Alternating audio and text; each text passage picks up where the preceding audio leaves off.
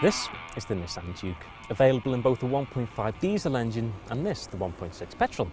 The Juke sets itself apart from its competitors by looking so outlandish, the Ford Fiesta and the Mini. You certainly do turn a few heads as you're driving around town.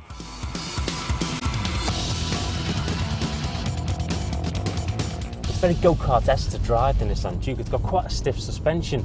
It's quite fun into the corners, but you wouldn't really want to take it on the motorway. Although it does really good miles to the gallon, it's very much a city car, and this 1.6 petrol engine really does struggle at about 3,000 revs at 70. Built in Sunderland alongside the larger Qashqai, the Juke is a similar size to a small hatchback such as a Fiesta or a Corsa. It looks like a hatchback on steroids, and array's ground heights echo those of larger SUVs.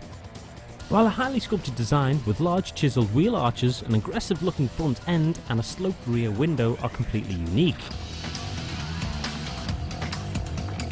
Get inside the Juke and the creative styling continues. It's got a centre console that's said is designed around that of a motorcycle. It's got some really nice features such as the Ipod Connectivity. Unlike most cars, when you first plug your iPod in, you've got to go through a selection of menus on screen to get the music to come up.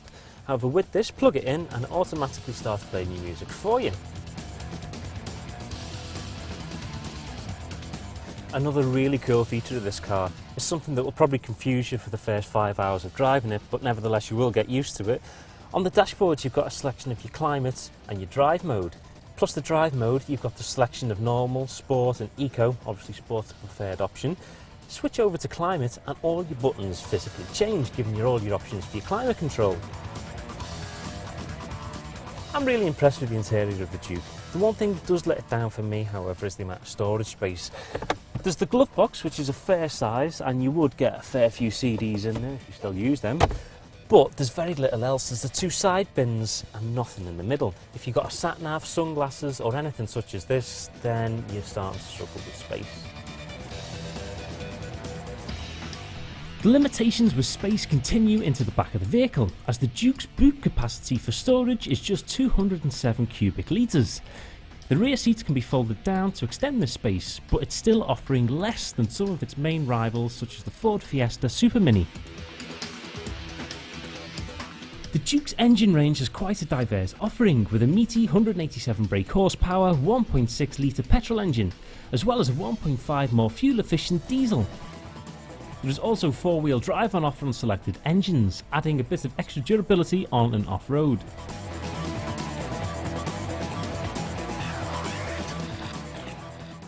One thing that you can be assured of with the Juke is the heritage of Nissan's reliability. The same can't be said, however, about the reliability of our research team, who last week when booking the Juke, booked the wrong type of Juke entirely.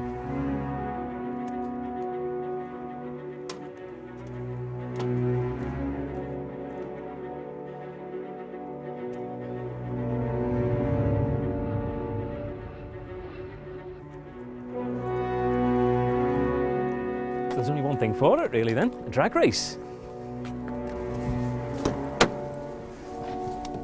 Right, so I've got 117 brake horsepower in my Nissan Juke against 1 horse. We've got a 50-metre stretch, pretty confident.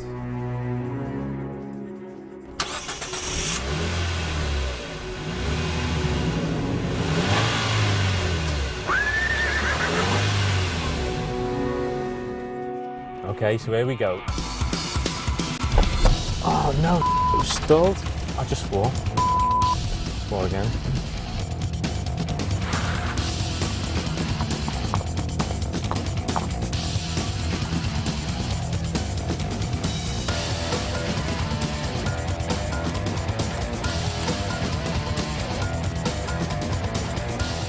So there we go. If you're ever thinking which would win out of the Nissan Juke and a Juke on horseback, you know exactly which one will. On a whole, there is no denying that the Juke is a stylish, fun to drive crossover, but without the practicality of a hatch. The SUV looks will appeal to those looking for a soft-roader that fits into everyday city life, so much so in fact that rival manufacturers are clamouring for a place in the growing mini SUV market. The Juke will welcome competition from the Vauxhall Mocha and the Chevrolet Trax in 2013, but as the original and best mini SUV crossover, it remains the best choice for buyers.